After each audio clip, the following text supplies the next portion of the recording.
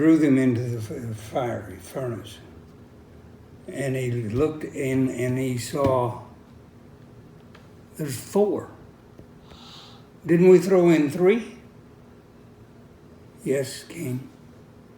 But there's 4. I see 4.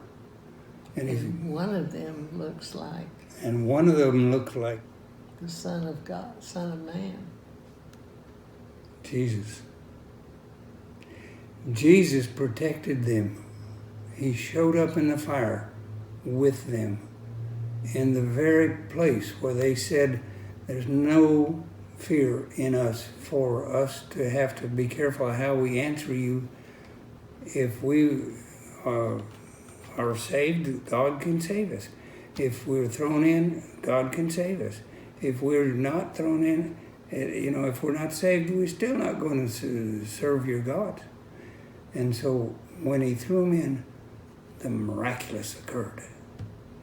Jesus came into the fire, protected those 3 men, so much so that their skin, their clothes, their hair, none of it was burned.